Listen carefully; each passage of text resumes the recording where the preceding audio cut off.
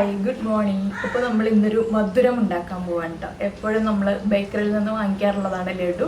പല രീതിയിലുള്ള ലഡു ഞാൻ നേരത്തെ ഉണ്ടാക്കിയിട്ടുണ്ട്. റവ ലഡു, നമ്മുടെ ബൂന്തി ലഡു, അല്ലാതെ കടലമാവ് ഉപയോഗിച്ചിട്ടുള്ള ലഡു. അപ്പോൾ ഇത് കുറച്ച് വ്യത്യസ്തമായൊരു ലഡുവാണ്. നമ്മുടെ വീട്ടിലുള്ള ചെറുപയർ ഉപയോഗിച്ചാണ് നമ്മൾ ഈ ലഡു ഉണ്ടാക്കുന്നത്. അപ്പോൾ എല്ലാവർക്കും ഉണ്ടാക്കാൻ പറ്റുന്ന റെസിപ്പിയാണ്. ഉറപ്പായിട്ട് എല്ലാവരും ഒന്ന് ട്രൈ ചെയ്ത് നോക്കണം കേട്ടോ. അപ്പോൾ നമുക്ക് എങ്ങനെയാണ് നമ്മുടെ ലഡു തയ്യാറാക്കുന്നത് നോക്കാം. നമുക്ക് നമ്മുടെ ഇൻഗ്രീഡിയൻസ് നോക്കാം. നമ്മളിപ്പോൾ 1 കപ്പ് ചെറുപയർ നന്നായിട്ട് കഴുകി വെള്ളം മാറ്റി എടുത്തിട്ടുണ്ട്. ഇതിലേക്കായിട്ട് 1/2 കപ്പ് തേങ്ങ ചിരവിയത് എടുത്തിട്ടുണ്ട്, 1/2 കപ്പ് ശർക്കര എടുത്തിട്ടുണ്ട്. നമുക്ക് ശർക്കരയിലും പഞ്ചസാരയിലും ഈ ഒരു ലഡു ചെയ്യാം, പക്ഷെ കൂടുതൽ ടേസ്റ്റും കാണാനൊരു ഭംഗി ഉണ്ടാവുക ശർക്കരയിൽ ചെയ്യുമ്പോഴാണ്. പിന്നെ നെയ്യ് വേണം, കാഷ്യൂനട്ടും റൈസിൻസും അതുപോലെ തന്നെ ഏലക്കപ്പൊടിയും വേണം. അപ്പോൾ ആദ്യം നമുക്ക് ഈ ചെറുപയർ ഒന്ന് വറുത്തെടുക്കാം, അതിനുശേഷം ബാക്കിയുള്ള കാര്യങ്ങൾ ഓരോന്നോരോന്നായിട്ട് ചെയ്യാം. അപ്പോൾ നമ്മളൊരു പാൻ ചൂടാക്കാൻ വെച്ചിട്ടുണ്ട്. പാനിലേക്ക് നമുക്ക് എടുത്ത് വെച്ചിരിക്കുന്ന ചെറുപയർ ചേർത്ത് കൊടുക്കാം.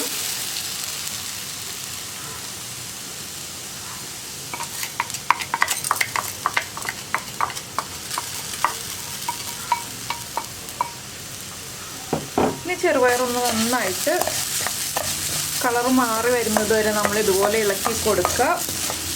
കുറച്ച് വെള്ളമൊക്കെ ഉണ്ടെങ്കിലും അതൊന്ന് വറ്റി വന്നോളൂ കേട്ടോ. നന്നായിട്ട് വറ്റി ചെറുപയറിൻ്റെ കളർ മാറി വന്നു കഴിയുമ്പോൾ നമുക്ക് ബാക്കിയുള്ള എല്ലാ സ്റ്റെപ്സും ചെയ്യാം. അപ്പോൾ നിങ്ങൾക്ക് കൂടുതൽ നെയ്യ് വേണമെന്നുണ്ടെങ്കിൽ കൂടുതൽ നെയ്യ് ചേർക്കാം, ചെറിയ അളവിൽ നെയ്യ് മതി എന്നുണ്ടെങ്കിൽ ചെറിയ അളവിൽ ചേർക്കാം.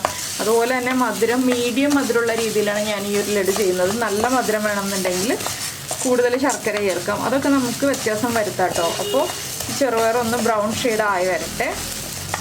അപ്പോൾ നമ്മുടെ ചെറുപയറിൻ്റെ കളറൊക്കെ മാറി തുടങ്ങിയിട്ടുണ്ട്. ഇത്രയും മതി, നമുക്കിതൊരു ബൗളിലേക്ക് മാറ്റി വയ്ക്കാം. ഞാൻ ഫ്ലെയിം ഓഫ് ചെയ്തു. ഇനി നമുക്ക് ഇതേ പാനിൽ തന്നെയാണ് ബാക്കി കാര്യങ്ങൾ ചെയ്യാനുള്ളത്. ഇനി നമുക്ക് ഈ പാനിലേക്ക് നെയ്യ് ചേർത്ത് കൊടുക്കാം.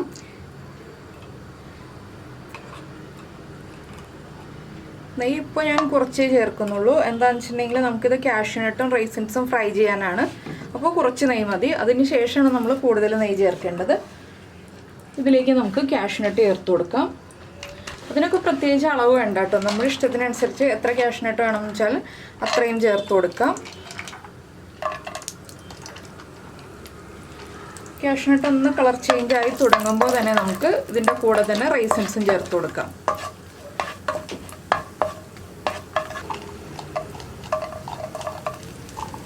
രണ്ടും കുറച്ച് മതി, നമ്മൾ ചെറിയൊരു ക്വാണ്ടിറ്റി അല്ലേ എടുത്തിട്ടുള്ളൂ. അതുകൊണ്ട് തന്നെ ചെറിയൊരു അളവിൽ ചേർത്താൽ മതി. ചെറുപയർ എടുക്കുന്ന അനുസരിച്ച് കാഷ്യൂനട്ടിൻ്റെ റൈസിൻസിൻ്റെ അളവിൽ വ്യത്യാസം വരുത്തുക.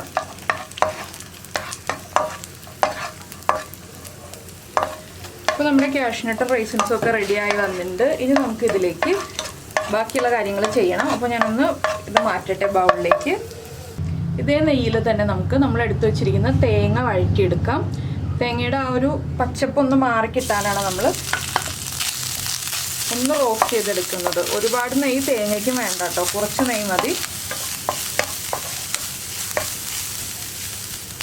തേങ്ങയിലെ നനവൊന്ന് മാറി കിട്ടുന്നത് വരെ ഒരു 2-3 മിനിറ്റ് ഒന്ന് ഇളക്കി കൊടുക്കുക. തേങ്ങയുടെ കളറൊന്നും ഒരുപാട് മാറിപ്പോകണ്ട. പിന്നെ നമ്മൾ ചെറുപയർ പൊടിക്കുമ്പോൾ നന്നായിട്ട് പൊടിച്ചെടുക്കണം കേട്ടോ. ഫൈൻ പൗഡറായിട്ട് പൊടിച്ചെടുക്കണം, തരികളൊന്നും ഇല്ലാതെ. അധികം തരികൾ വേണ്ട നമ്മുടെ ലഡുവിന്. അതുകൊണ്ടാണ് നമ്മൾ നന്നായിട്ട് പൊടിക്കണം എന്ന് പറയുന്നത്. ഇതൊക്കെ ചെയ്യുമ്പോൾ ലോ ഫ്ലെയിമിൽ വെച്ചിട്ട് ചെയ്യാം കേട്ടോ. തേങ്ങ റോസ്റ്റ് ചെയ്യുന്നതും അതുപോലെ തന്നെ കാഷ്യൂനട്ടും റൈസിൻസും ഒക്കെ റോസ്റ്റ് ചെയ്യുന്നതൊക്കെ ലോ ഫ്ലെയിമിൽ വെച്ചിട്ട് ചെയ്യുക. തേങ്ങയുടെ നനവ് മാറി വരുമ്പോൾ നമുക്ക് അറിയാൻ പറ്റുമല്ലോ, ആ ഇളക്കുന്ന സൗണ്ടിൽ വ്യത്യാസം വരും. അപ്പോൾ നമുക്ക് തേങ്ങയും ബൗളിലേക്ക് മാറ്റാം. ഇനി നമ്മൾ ചെറുപയർ പൊടിച്ചു കഴിഞ്ഞിട്ടാണ് ബാക്കിയുള്ള കാര്യം. അപ്പോൾ അതിന് മുന്നേ ആയിട്ട് ശർക്കര ഒന്ന് മെൽറ്റ് ചെയ്തെടുക്കണം. ശർക്കര മെൽറ്റ് ചെയ്യുന്നത് എങ്ങനെയാണെന്ന് വെച്ചാൽ നമ്മൾ എടുത്തിരിക്കുന്നത് 1/2 കപ്പ് ശർക്കരയാണ്. അത് ഒരു 3 ടീസ്പൂൺ വെള്ളം ചേർത്തിട്ട് ഒന്ന് മെൽറ്റ് ചെയ്തെടുക്കുക. ഒരുപാട് വെള്ളം വേണ്ട. പക്ഷേ ശർക്കര ഇപ്പോൾ തന്നെ മെൽറ്റ് ചെയ്യേണ്ട, നമ്മൾ ചെറുപയർ പൊടിച്ചു കഴിഞ്ഞിട്ട് മെൽറ്റ് ചെയ്താൽ മതി. അപ്പോൾ ഞാൻ ശർക്കര മെൽറ്റ് ചെയ്യുന്നത് കാണിക്കുന്നില്ല കേട്ടോ. 1/2 കപ്പ് ശർക്കരയ്ക്ക് 3 ടീസ്പൂൺ വെള്ളം ചേർത്ത് ഒന്ന് മെൽറ്റ് ചെയ്തെടുക്കുന്നേ ഉള്ളൂ.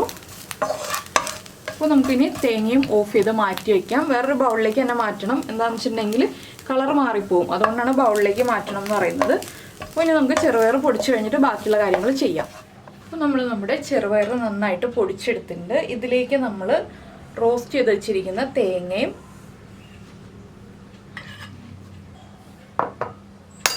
അതുപോലെ തന്നെ കാഷ്യൂനട്ടും റൈസിൻസും പിന്നെ ഒരു 1/2 ടീസ്പൂൺ ഏലക്കപ്പൊടിയും പിന്നെ നമ്മൾ റെഡിയാക്കി വെച്ചിരിക്കുന്ന ശർക്കരപ്പാനി ഉണ്ടല്ലോ, അത് കുറച്ചായിട്ടൊന്ന് അരിച്ചൊഴിച്ചു കൊടുക്കുക. ചെറിയ ചൂടോടുകൂടി തന്നെ ഒഴിച്ചു കൊടുക്കുക കേട്ടോ. മുഴുവനും ഒഴിക്കരുത്, കുറച്ചായിട്ട് ഒഴിക്കുക. അതിനുശേഷം ഒരു സ്പൂൺ ഉപയോഗിച്ച് നന്നായിട്ടൊന്ന് ഇളക്കി മിക്സ് ചെയ്തെടുക്കുക. വീണ്ടും നമുക്ക് ബാക്കിയുള്ള ശർക്കരപ്പാനിയും കൂടി ചേർത്ത് കൊടുക്കാം.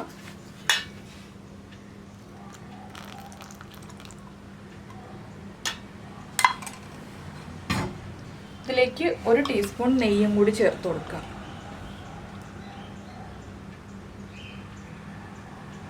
നെയ്യ് മെൽറ്റ് ചെയ്തിട്ടും മെൽറ്റ് ചെയ്യാതെയും ചേർത്ത് കൊടുക്കാം കേട്ടോ. ഞാനിപ്പോൾ മെൽറ്റ് ചെയ്യാതെയാണ് ചേർത്ത് കൊടുത്തിട്ടുള്ളത്. ഇനി ശർക്കരപ്പാനിയുടെ ചൂടൊന്ന് ചെറുതായിട്ട് കുറയുമ്പോൾ നമുക്ക് കൈ ഉപയോഗിച്ച് കുഴച്ചെടുക്കാം. എന്താണെന്ന് വെച്ചാൽ നല്ല ചൂടോടെ ശർക്കരപ്പാനി കുഴച്ചിട്ടുണ്ടെങ്കിൽ നമ്മുടെ കൈ പൊള്ളും. ചെറിയൊരു ചൂടോടുകൂടി ലഡു ഉരുട്ടിയെടുത്തില്ല എന്നുണ്ടെങ്കിൽ ലഡു പെർഫെക്റ്റ് ആവുമില്ല. അതുകൊണ്ടാണ് നമ്മൾ ചൂടൊന്ന് കുറയുമ്പോൾ ലഡു റെഡിയാക്കി എടുക്കുക എന്ന് പറയുന്നത്, കൈ കൊണ്ട് കുഴയ്ക്കുക എന്ന് പറയുന്നത്. അപ്പോൾ ഏകദേശം എല്ലായിടത്തേക്കും ശർക്കരപ്പാനിയുടെ നനവൊക്കെ എത്തിയിട്ടുണ്ട്. അപ്പോൾ നിങ്ങൾ പഞ്ചസാരയാണ് ചേർക്കുന്നതെങ്കിൽ പഞ്ചസാര പൊടിച്ചിട്ട് ചേർത്ത് കൊടുക്കുക കേട്ടോ. ഒരു 1/2 കപ്പ് പഞ്ചസാര വേണ്ട, 1/2 കപ്പിലും താഴെ പഞ്ചസാര നന്നായിട്ട് പൊടിച്ചിട്ട് ചേർത്ത് കൊടുക്കുക. ഇനി ഇത് നമുക്ക് കൈ ഉപയോഗിച്ചൊന്ന് കുഴച്ചെടുക്കാം. ചെറിയ ചൂടുണ്ടാവും, ആ ഒരു ചൂടിൽ തന്നെ കുഴച്ചാലേ പെർഫെക്റ്റായിട്ട് നമുക്ക് ഉരുട്ടിയെടുക്കാൻ പറ്റുള്ളൂ. നെയ്യ് മെൽറ്റ് ചെയ്ത് ചേർക്കണം എന്നുണ്ടെങ്കിൽ മെൽറ്റ് ചെയ്ത് ചേർക്കാം കേട്ടോ. ഞാനിപ്പോൾ വേഗം നമ്മുടെ പയറിനും ശർക്കരപ്പാനിക്കൊക്കെ ചൂടുള്ളതുകൊണ്ടാണ് മെൽറ്റ് ചെയ്യാതെ ചേർത്ത് കൊടുത്തത്.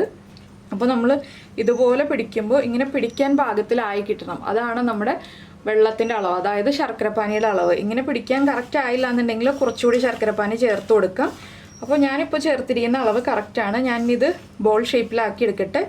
കൈയൊക്കെ നന്നായിട്ട് പൊള്ളുന്നുണ്ട്. ചെറിയൊരു ചൂടോടുകൂടി തന്നെ ബോൾ ഷേപ്പിലാക്കി എടുക്കുകയും വേണം. അപ്പോൾ നിങ്ങൾക്ക് ഇഷ്ടമുള്ള വലിപ്പത്തിലാക്കി എടുക്കാം കേട്ടോ. ചെറിയ ബോൾസ് വേണമെങ്കിൽ ചെറിയ ബോൾസ് ആക്കാം, വലിയ ബോൾസ് വേണമെന്നുണ്ടെങ്കിൽ വലിയ ബോൾസ് ആക്കി എടുക്കാം. കുറച്ച് ബലം കൊടുത്ത് ഉരുട്ടണം എന്ന് മാത്രം, ഇല്ലെങ്കിൽ വേഗം പൊട്ടിപ്പോവും.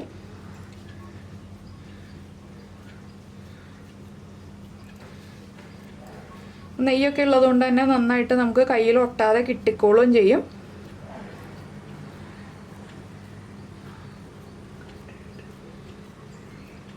ഇതുപോലെ കുറച്ച് സമയം ഒന്ന് ഉരുട്ടിക്കൊണ്ടിരുന്നാലേ കറക്റ്റ് ഷേപ്പിലായി വരുള്ളൂ കേട്ടോ. പെട്ടെന്ന് തന്നെ ഉരുട്ടി തീർക്കാം എന്ന് വിചാരിക്കരുത്. ഇപ്പോൾ നമ്മുടെ ഒരു ലഡു റെഡി ആയി കഴിഞ്ഞു. നമുക്കിതൊരു പ്ലേറ്റിലേക്ക് മാറ്റാം. ഇതുപോലെ ബാക്കിയുള്ളത് റെഡിയാക്കി എടുക്കാം. അപ്പോൾ നമ്മുടെ ലഡു എല്ലാം നമ്മളിതാ റെഡിയാക്കി വെച്ചിട്ടുണ്ട്. ഈ ഒരു അളവിൽ എടുക്കുകയാണെങ്കിൽ ഇത്രയും വലിപ്പമുള്ള ലഡു ആണെങ്കിൽ 9 ലഡു ഉണ്ടാവും കേട്ടോ. കുറച്ചുകൂടി ചെറുതാണെങ്കിൽ നമുക്ക് 10 ലഡു ഉണ്ടാക്കാം. പിന്നെ കൂടുതൽ വേണമെന്നുണ്ടെങ്കിൽ നിങ്ങൾ ചെറുപയറും തേങ്ങയും എല്ലാം അളവ് കൂട്ടിയെടുക്കുക. ശർക്കര മാത്രം ഇരട്ടിയാക്കി എടുക്കരുത്, ഒരു 1/4 ഭാഗമാക്കി എടുക്കുക. ശർക്കര ഇരട്ടിയാക്കിയിട്ടുണ്ടെങ്കിലും മധുരം ഓവറായി പോവും. അപ്പോൾ എല്ലാവരും ഈ ഒരു റെസിപ്പി ഒന്ന് ട്രൈ ചെയ്ത് നോക്കുക. വൈകുന്നേരം ചായയുടെ കൂടെ കഴിക്കാനും അല്ലെങ്കിൽ വെറുതെ ഇരിക്കുമ്പോൾ കഴിക്കാനും ഒക്കെ പറ്റിയ നല്ലൊരു സ്നാക്കാണ്. എന്താണെന്ന് വെച്ചിട്ടുണ്ടെങ്കിൽ ഹെൽത്തിയാണ്. നമ്മൾ ഒരുപാട് അൺഹെൽത്തി ആയിട്ടുള്ള കാര്യങ്ങളൊന്നും ഇതിൽ ചേർക്കുന്നില്ല, ഫ്രൈ ചെയ്യുന്നില്ല, അങ്ങനെയുള്ള കാര്യങ്ങളൊന്നുമില്ല. ചെറുപയർ പ്രോട്ടീൻ റിച്ച് ആണ്. അപ്പോൾ കുട്ടികൾക്ക് കൊടുക്കാനും എല്ലാവർക്കും വളരെ നല്ലതാണ്. അപ്പോൾ നിങ്ങളെല്ലാവരും ഉണ്ടാക്കി നോക്കിയിട്ട് ഫീഡ്ബാക്ക് അറിയിക്കാം കേട്ടോ. എങ്ങനെയുണ്ട്, ഇഷ്ടമായോ ഇല്ലയോ എന്നുള്ളതൊക്കെ.